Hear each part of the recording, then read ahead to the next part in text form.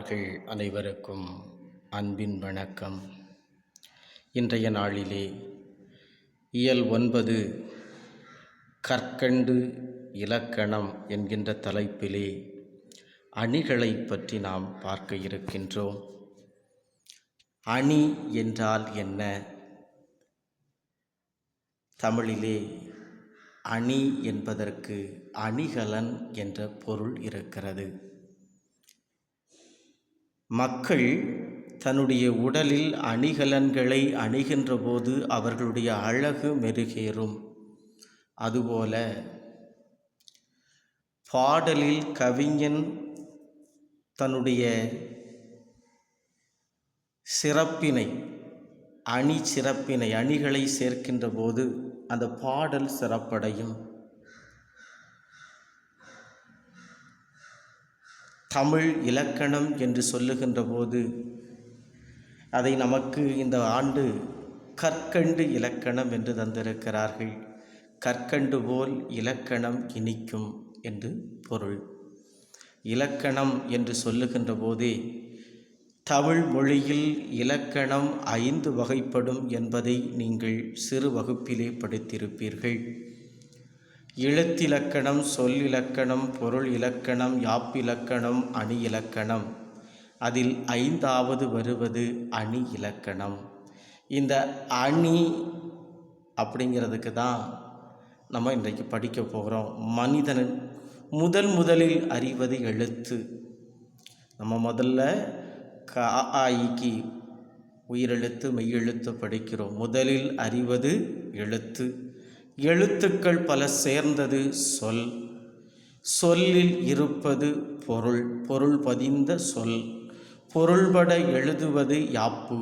ஒரு சொல்லாக இருப்பது அதில் பொருள் இருக்க வேண்டும். அதை தொடர்ந்து எழுதுகின்ற போது அது யாப்பு அல்லது செய்யுளாக மாறுகிறது. யாப்புக்கு அல்லது செய்யுளுக்கு அழகு சேர்ப்பது அணி என்று சொல்லுவார்கள். இந்த அணி என்று சொல்லுகின்ற போது அணிகலன், அழகு, வரிசை என்று பல பெயர்கள் தமிழ் மொழியிலே அதற்கு கொடுக்கப்பட்டிருக்கிறது. அணி என்றாலே பலருக்கு பிணியை கொடுக்கும். ஆனால் அணி என்பது இனிமை, வரிசை, அணிகலன், அழகு அப்படிங்கிற பொருள் தமிழ் மொழி சொல்லுகிறது. இந்த அணி என்றால் என்ன அப்படின்னு சொல்லுகின்ற போது ஒன்றை புகழ்ந்து சொல்வது அல்லது இகழ்ந்து சொல்வது, புகழ்வது போல இகழ்வது, இகழ்வது போல புகழ்வது, இலைமறை காயாக சொல்வது, குறிப்பால் உணர்த்துவது, 2 பொருள்பட சொல்வது, உவமைப்படுத்தி சொல்வது, உருவகப்படுத்தி சொல்வது, கற்பனை செய்து சொல்வது, இதுதான் அணி. செய்யுளில் இவை அத்தனையும் மறைந்திருக்கும். இவை அத்தனையுமே கலந்து செய்யுள் இயற்றுகின்ற போது அந்த செய்யுள் அழகு மிகுந்ததாக, சுவை மிகுந்ததாக, கற்பதற்கு இனிமை மிகுந்ததாக இருக்கும் என்பதற்காக இலக்கண ஆசிரியர்கள் இதை பயன்படுத்தி இருக்கிறார்கள். இந்த அணி இலக்கணத்தை விரிவாக நமக்கு படிக்கின்றோம் என்றால் தொல்காப்பியம் அணிகளுக்கெல்லாம் தாய் உவமை அணி என்று சொல்லுகிறது. உவமை அணிதான் அணிகளுக்கெல்லாம் தாய் என்று சொல்லுகிறது. அந்த உவமையிலிருந்து பல்வேறு அணிகள் பிரிந்திருக்கிறது. தண்டி அலங்காரம் என்கின்ற நூலில் பொருள் அணியியல் என்ற தலைப்பிலே, பொருள் அணிகள் என்ற தலைப்பிலே 35க்கும் மேற்பட்ட அணிகள் தண்டி அலங்காரம் குறிப்பிடுகிறது. அந்த 35க்கும் மேற்பட்ட அணிகளில் ஒரு குறிப்பிட்ட அணிகளை உங்களுக்கு தந்திருக்கிறார்கள் பாடமாக. ஒன்று தற்குறிப்பேற்ற அணி, தீவக அணி, நிரல் நிறை அணி, தன்மை அணி என்கின்ற 4 அணிகளை உங்களுக்கு பாடமாக வைத்திருக்கிறார்கள். இந்த தற்குறிப்பேற்ற அணி அப்படின்னு சொல்லுகின்ற போது இந்த தற்குறிப்பேற்றதை பிரித்தாலே ஒரு வித்தியாசமாக இருக்குது. தன் குட்டல் குறிப்பு குட்டல் ஏற்றம் தற்குறிப்பேற்றம். தன்னுடைய யார் இந்த பாட்டை எழுதுகிறான் பார்த்தீங்களா, அந்த கவிஞன் தன்னுடைய குறிப்பை அதன் மேல் ஏற்றி சொல்லுதல், ரொம்ப உயர்த்தி சொல்லுதல். உதாரணத்துக்கு ஒரு பையன் 50 கிலோ எடை இருக்கிறான் என்று சொன்னால் பையன் கொஞ்சம் குண்டாக இருக்கிறான், உடனே சொல்கிறது அவன் 5000 கிலோ வெயிட் இருப்பான். அது தன் குறிப்பை ஏற்று சொல்ல. 5000 கிலோவுக்கு மனுஷன் நடக்க முடியுமா? 50 கிலோ தான் இருப்பான், பார்த்தா கொஞ்சம் குஷ்ஷுன்னு இருப்பான், பார்க்க கூட நம்ம தன்னுடைய குறிப்பினை ஏற்றி சொல்வது. அது இலக்கணத்தில் இலக்கியத்தில் அது இருக்கிறதா அந்த பதிவு அப்படின்னு சொன்னால் இருக்கிறது. கோவலனும் கண்ணகியும் சிலப்பதிகாரம் அழகாக சொல்லுகிறது. கோவலன் தன்னுடைய செல்வத்தையெல்லாம் மாதவியின் பால் இழந்துவிட்டு வெறுங்கையனாக கண்ணகியை தேடி வந்திருக்கிறான். கண்ணகி சொல்லுகிறாள், வான்பொருள் குன்றம் தொலைத்த நீ வருந்தாதே, நீ வருத்தப்படாத, என்னுடைய கால் சிலம்பு இருக்கு, அதை நாம் பாண்டி நாட்டிலே போய் விற்று வியாபாரம் செய்து வணிகம் செய்து நம்ம வாழ்ந்து கொள்ளலாம், கவலைப்படாதன்னு சொல்கிறான். ஏன்னா சோழ நாட்டில் இருந்தால் அவங்களுக்கு அவமானம், உள்ளூருக்குள்ளே பண்ண தவறுகள் தெரிந்து விடும். அதனால் பாண்டிய நாட்டுக்கு போகணும், இன்னும் பக்கத்து நாட்டில் போய் நம்ம வாழ்ந்து கொள்ளலாம் என்று யார் சொல்லுகிறாள்? இந்த கண்ணகி சொல்லுகிறாள். கோவலன் அதற்கு சரி என சொல்லிவிட்டு இந்த கோவலனும் கண்ணகியும் கவுந்தியடிகளுடைய துணையோடு இவங்க எங்கே வராங்கன்னா சோழ நாடு புகாரில் இருந்து நேராக மதுரைக்கு வராங்க. பாண்டிய நாட்டினுடைய தலைநகராகிய மதுரைக்கு வராங்க. அப்படி வருகின்ற போது அந்த எல்லையிலே ஒரு கோட்டை இருக்கும், கோட்டை மதில்.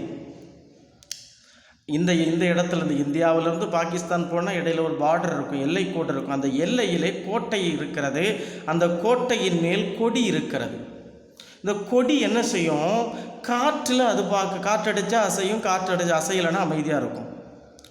அந்த நேரத்தில் இந்த கோவலனும் கண்ணகியும் மதுரை நகருக்குள் வருகின்ற போது அந்த கோட்டையின் மேல் இருந்த கொடி அசையுது. இந்த சிலப்பதிகாரத்தை எழுதிய இளங்கோவடிகள் கோவலனும் கண்ணகியும் வந்தாங்க, அப்போ கொடி அசைஞ்சுன்னு சொல்லிட்டு விட்டுறலாம். ஆனால் இவர் என்ன பண்ணி போட்டார் அப்படின்னு சொன்னால் தன்னுடைய குறிப்பை அதை ஏற்றி சொல்கிறார். எப்படி சொல்கிறார்னா, அந்த கொடி, அந்த அசைகின்ற அந்த கொடி, காற்றிலே இயல்பாக அசைகின்ற அந்த கொடி கோவலனை வராதே, நீ வந்த அப்படின்னா உன்னை கொன்று விடுவான், நீ கொலை செய்யப்படுவாய், ஆகவே நீ வராதேன்னு சொல்லிச்சான். காற்றில் கொடிகள் அசைவது இயற்கை, அது அப்படியே கவிஞர் பதிவு செய்திருக்கலாம். ஆனால் அந்த இளங்கோவடிகள் தன்னுடைய குறிப்பையும் அதில் ஏற்றி சொல்கிறார். ஏன்னா அந்த கோவலன் கொல்லப்பட்ட செய்தி இளங்கோவடிகளுக்கு தெரியும்.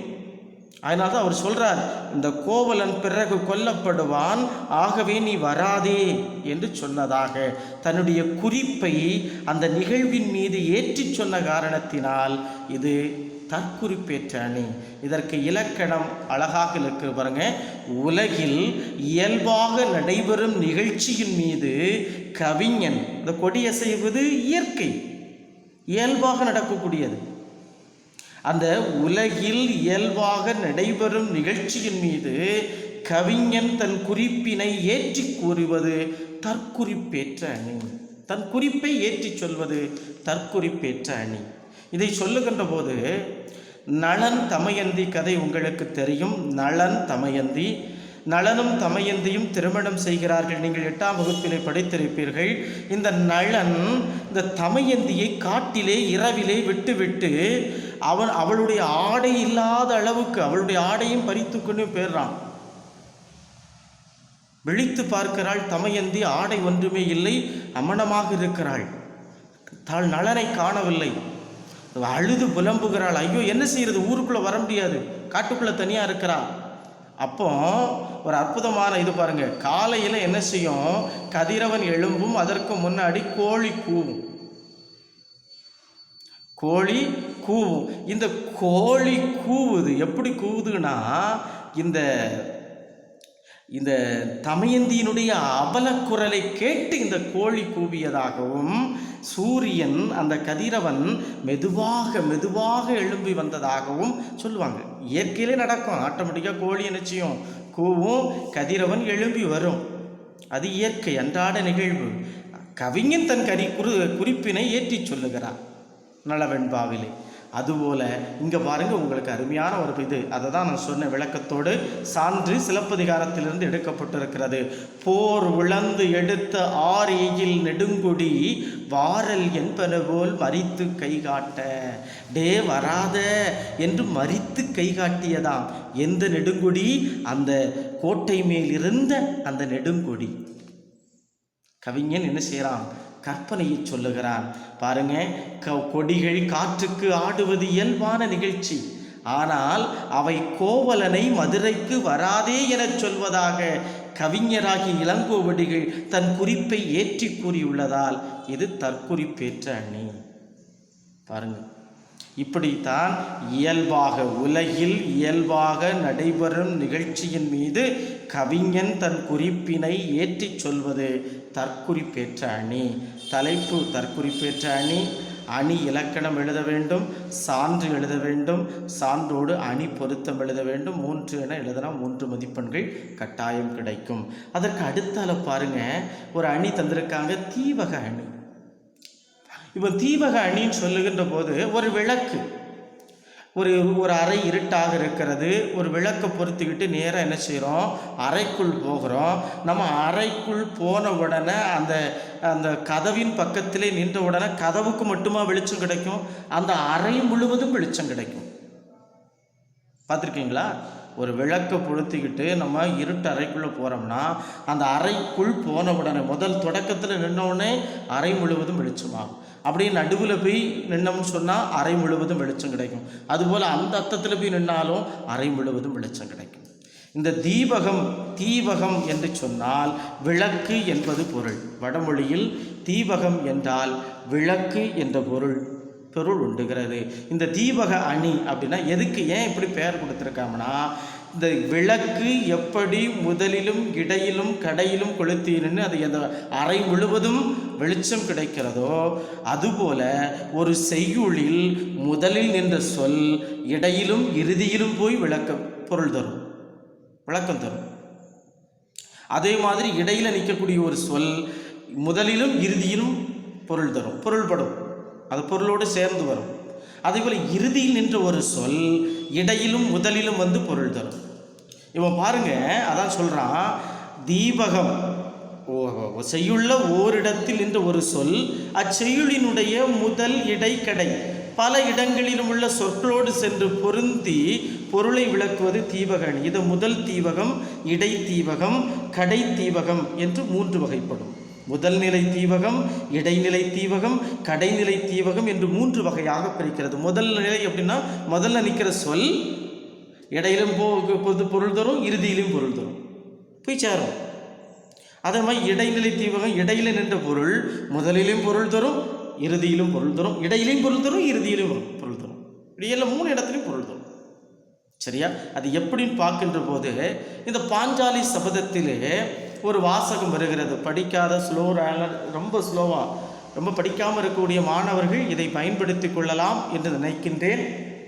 ஆடை சான்று, இந்த விளக்கத்தை எழுதிவிடுங்க. செய்யுளில் ஓர் இடத்தில் நின்ற சொல் பல இடங்களிலும் சென்று பொருள் தருவது தீவக அணி. அதுதான் விளக்கம். அணி இலக்கணம். சான்று, ஆடை குலைந்து நிற்கின்றாள் அவள் ஆ என்று அலறி துடிக்கின்றாள்.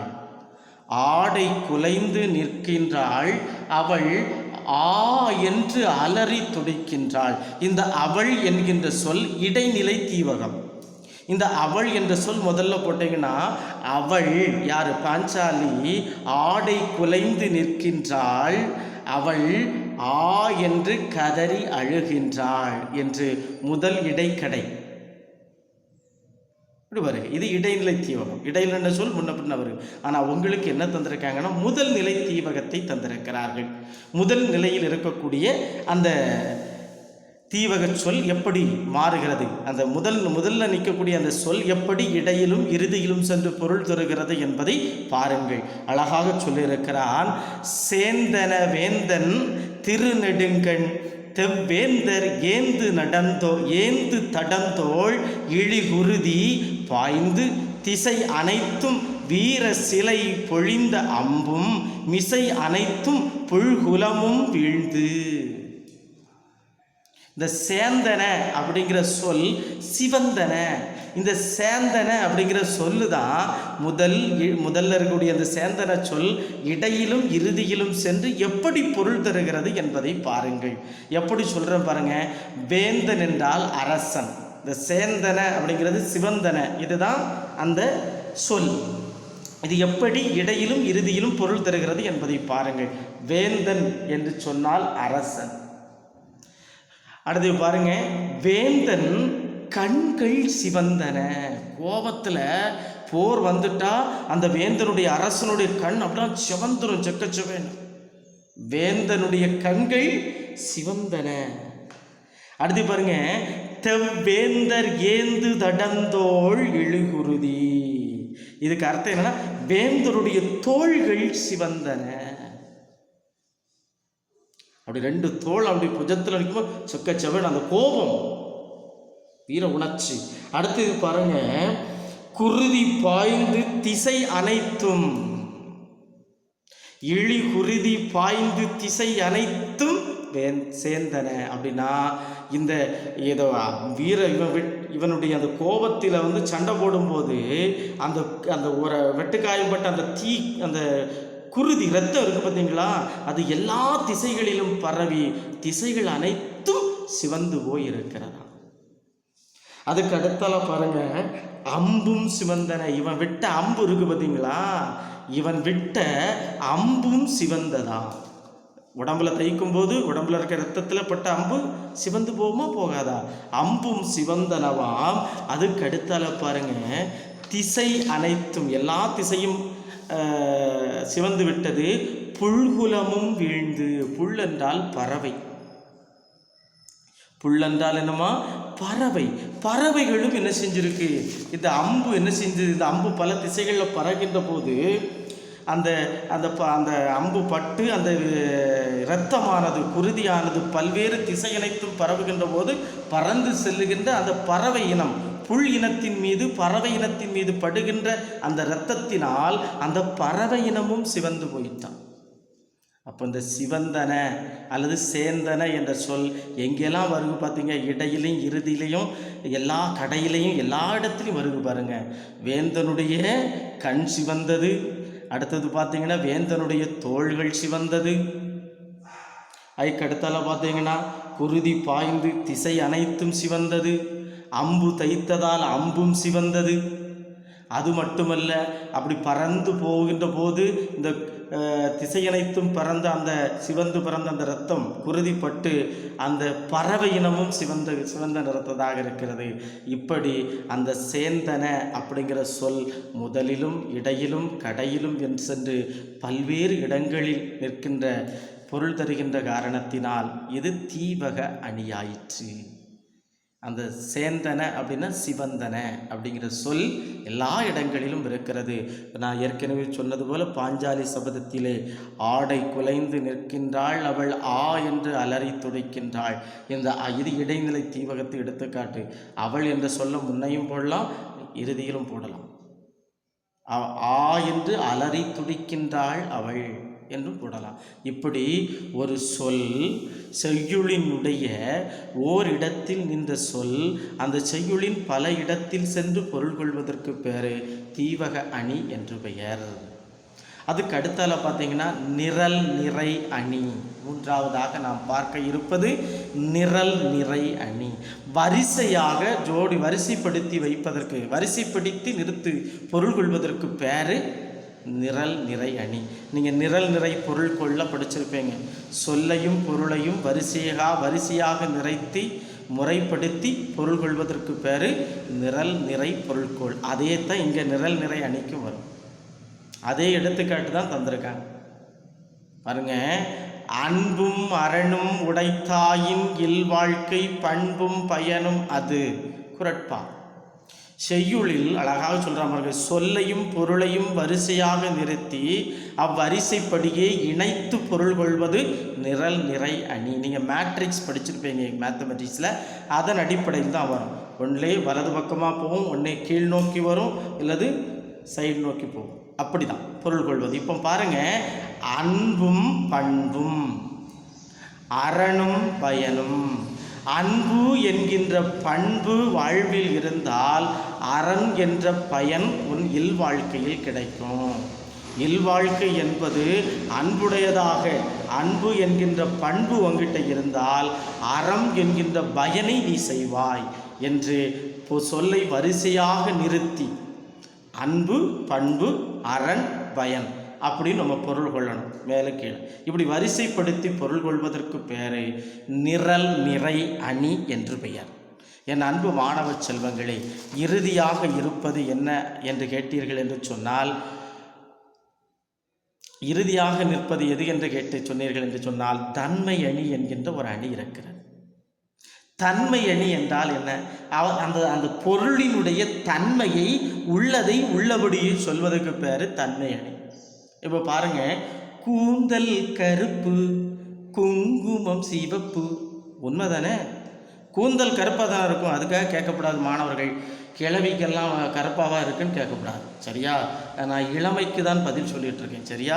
வயசானவங்களுக்கு பதில் சொல்ல, முடியே இல்லாதவங்களுக்கும் கேள்வி கேட்டக்கூடாது. சரியா?